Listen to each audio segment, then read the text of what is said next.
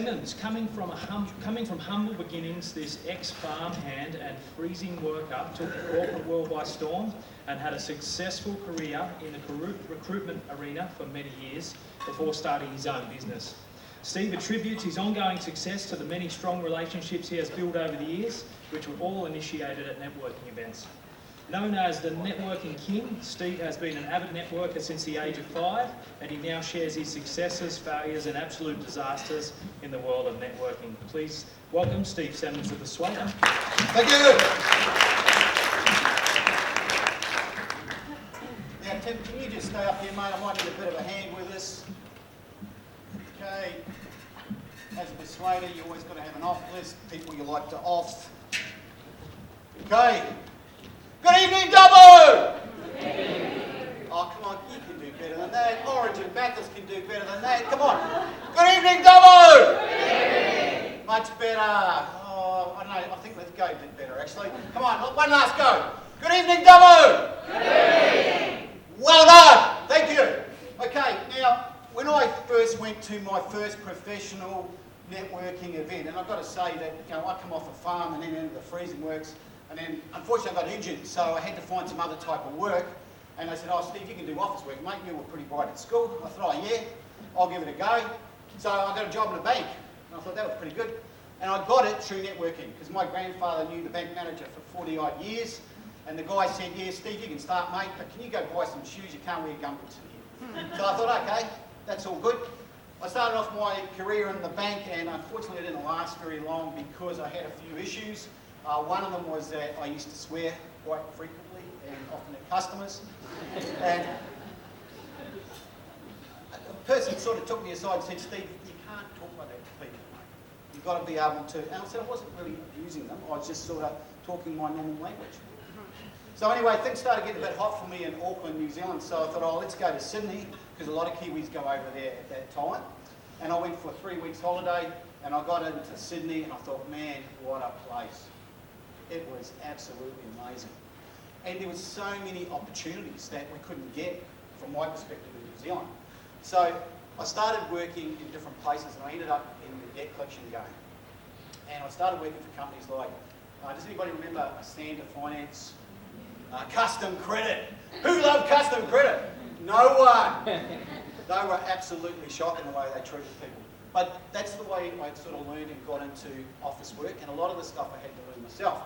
Anyway, a mate of mine was working for a company called Digital Equipment, and he said, Steve, we need some people in the collection team. I know you can collect, mate, but you've got to watch your P's and Q's, and you've got to be really careful about what you say. Okay, I said, yeah, okay, mate, I'll go.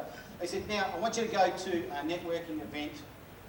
It's in town, it's at the Hilton. Okay, I need you to get a suit. So I went down to one of those salvo shops, and I found a suit in there, I got that on. And I went in, and I looked pretty good, I got to say. And then I went to the Hilton, and I was looking for my mate, and I couldn't find him anywhere. So I went up to where all these people were, and they were a lot older than me. They were like 10, 15, 20, 30, 40, 50 years older. They looked real old. And they were all blokes, and they were all dressed in dark suits. Like they had the dark suits on, the navy suit, black suits, and the red ties and the white crisp shirts. And they were all what you call the alpha males. Now, I didn't know what alpha males were at that time. But when I got in there, I felt extremely uncomfortable. So I thought, oh, bugger this, I'm not waiting for me mate. So I went into the washroom and I'm washing my face, and I'm basically having an anxiety attack, which I didn't know what that was. So I'm sort of freaking out. I thought, oh, bugger this, I'm going home. So I come out, and my mate says, no, mate, it's all good. I'll introduce you. So he took me around and introduced me, and look, it was okay, but these people were very sort of staid, and they were set in their ways, and I found out a few of them were accountants, and you know, things like that, lawyers and whatnot. And I'm not used to talking to people like that. So it was a bit of a difficult adjustment, and I thought, oh, I think networking is good for my career, but I'm just a bit scared of doing it again. So it took me a whole year before I went to my next event. And it was the same place, Australian Institute of Credit Management, but it was in Brisbane. And it was totally different. These people were friendly. They had different coloured suits on. And they even had women How good was that? So it was absolutely amazing, and they were so friendly. And the event's organiser actually came in and said, "Hey Steve, you're welcome," introduced me to people, and I had an absolute ball. I stayed in that organisation for 16 years, and I made really good money with them because networking is about connecting. And I built really good relationships with these people because I found out that one of the things I was good at was recruiting. And I did really well in that space. Now, I still had a couple of issues, and one of the issues was that, yeah, I had cut the bad language down, so that was okay. But I'd grown up in a drinking culture from a very young age. And unfortunately, when you mix networking and drinking, all sorts of bad things can happen.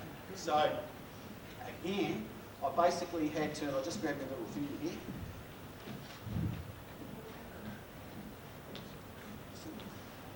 I basically had to look at the way I was doing things, and unfortunately for me, I made a lot of mistakes. So I'll call that the ugly. Now this is the good, the bad, and the ugly in networking. We're going to start with the ugly first, okay? We'll get that out of the way. And the first thing is, that's a picture of me 3 weeks after my first heart attack. That looked fantastic. Just out of hospital, I got a flight to the States the next few days, and I'm a bit concerned. One of my employees, thankfully, is coming with me, because if she didn't, what I was worried about is how the hell I'm going to get back if I have a heart attack over there and die. So we had just seen that weekend at Bernie's, you know, with a dead guy. I said, "Oh, just do that, get me on the plane, she'll be right." You know, we had that all worked out, so it wasn't an issue. But what I found was, I used to network morning, lunchtimes, evenings, plus work 10 to 14 hours a day. So I was really good at it, I loved it, I had a good time, but the problem is, it was no good for my health. The problem is, it wasn't good for my family either, because they barely ever saw me. So things sort of had to start changing in relation to health. The other mistake I made, unfortunately, and I don't know why it didn't happen sooner, is I ended up getting a DUI. So I've been coming back from a function, and I was a little bit over the limit, thankfully not too much. Thankfully I didn't kill anybody. But I was so ashamed of myself, and I really started to go, what the hell is going on? I've really got to sort of shape up a bit. And when I'm talking to all these other business owners, and they're going, "Steve, that's all right, mate. You learn from your experience. See how there's 50 people in this room? Every one of them's had a DUI." So they were doing the same sort of silly bloody things that I was doing. And what I didn't realise was that most of those business owners in the room had also been suffering from things like anxiety and depression. But nobody even talked about it. So I started talking about it. And then the last thing, and I just still can't believe I did this, it was an interesting conference. I'd cleaned up my act. I was barely ever getting drunk when I went to networking functions. But I've been working my butt off. I've been really successful leading up to that period of time. And I thought, you know what, I've been working hard, I deserve it. So I got stuck into the booze, and I caught up with some mates that I hadn't seen interstate and everything else. And there was a young lady there that I was sort of mucking around with and flirting and everything else. Anyway, I'd said a few choice words to her that, again, I'm quite embarrassed, I'm not going to repeat them. But she got really upset. And I would not intentionally ever upset anybody. But she went back and she complained to her manager. It went through to HR. There were some political issues around me with that company anyway. But they were one of my clients that spent $100K a year with me. I lost that account purely through my own stupidity. However, in saying that, I'm very grateful that young lady did that, because it really cleaned up my act. And I started behaving myself and doing the right things when I was out and about, representing my own company. It's bad enough when you're representing somebody else's company, and we're going to talk about the bad in a moment.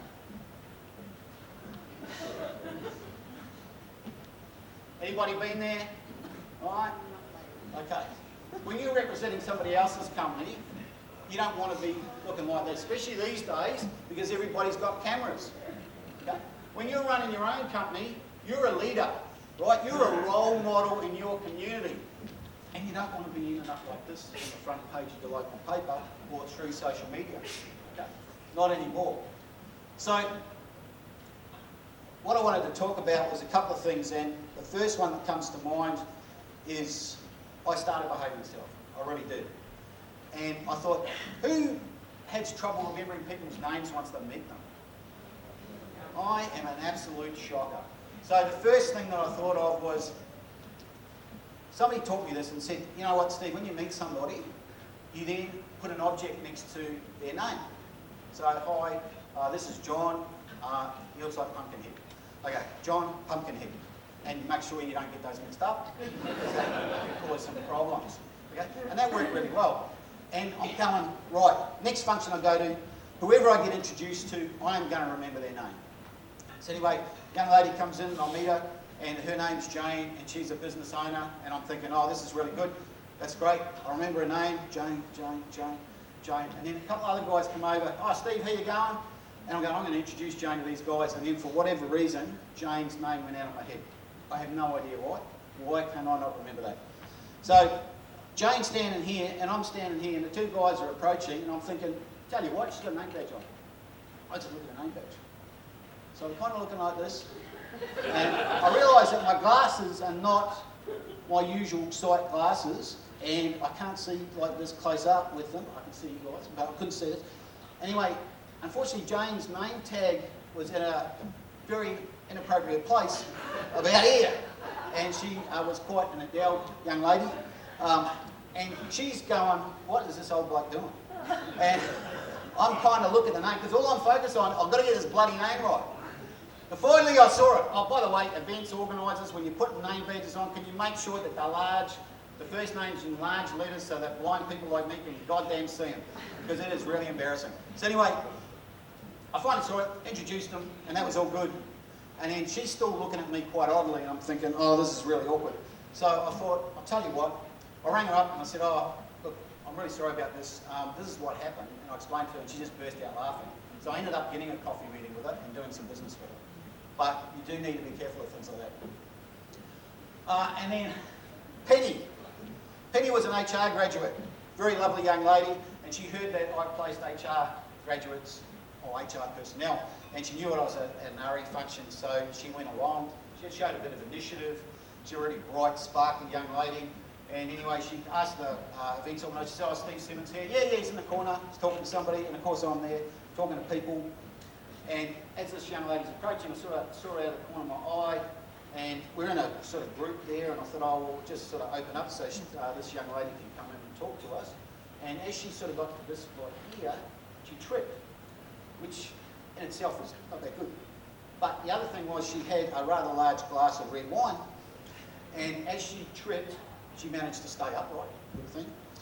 And the wine came out of the glass. She held onto the glass. The wine came out of the glass and landed all over my crisp white shirt. The look on her face, absolutely priceless. I just started laughing, couldn't help it. However, that was many years ago, and I still remember Penny. I tried to place her a few times. Great young lady. Now, tonight I was going to wear my red wine protective shirt, which is very similar to this, but it's red. Unfortunately, it's in the wash. So, please, white wine tonight, okay? Come up and talk to me later. And then the last thing I want to talk about was being behaviour, and you're representing somebody else's company. Be sure that you don't cause too much of a ruckus. And the reason I'll say that, it can be very career limiting. So I had a gentleman who was a sales rep. He was one of the best in the industry. And unfortunately, we're at the Industry Business Awards, and he lets fly at his boss. Like, gives him a total spray in front of 300 people. Like, I mean, it was mean. Okay? Now, his boss is a nice person. Everybody knows him in the industry. Okay? And there's a lot behind the story. The guy was under a bit of pressure. He's just going through divorce, lost custody of his kids, and he's not normally like that. Anyway, the boss came and talked to me and said, Steve, I think it's time for him to kind of move on. Nothing to do with that incident, but he wants to try something else. I said, yeah, we're going to try and get him a job. I could not place him in that industry. They did not want him. Okay? So I placed him in another industry, and he was fine after that. His boss was a referee for him, so there was no hard feelings there. But you need to be really, really careful of what you're doing. Okay, the good. I really love networking, and the reason is because it's all about connecting with people. If you connect with somebody in business, then they either like you or dislike you, and straight away they're going to go, you know what, I like this guy, I'm going to do business with him, Or, no, I don't like him, I'm not going to be business with him. And that's fine too. Okay? But people can make that decision. It's instant. I don't have to worry about when I advertise that how many people are going to come into my organisation or anything like that to do business with me, whether I'm going to get on with them, whether they're ideal clients or anything like that, because I can work it out when I'm networking. So this is my definition: connecting with similar thinking people who value what you do, believe in abundance, and seek win-win situations consistently. These people will become advocates, suppliers, customers, and mostly importantly friends. So 98% of my business is generated through word of mouth or networking activities. Now, I forgot something, my off list. My friend, first thing, who's Wallaby supporters in here? Good to see. Right, I was at a function, 300 people at it. It was at the Tattersalls Club. We had Robbie Deans come and talk to us as the coach, and we get a Q&A, and I love Q&As. So there is 298 Wallaby supporters in that room and 2 Kiwis. Right? My question was to Robbie Deans, how many more New Zealanders are you going to get into the Wallabies team before you start beating the All Blacks? It was chaotic. They went off their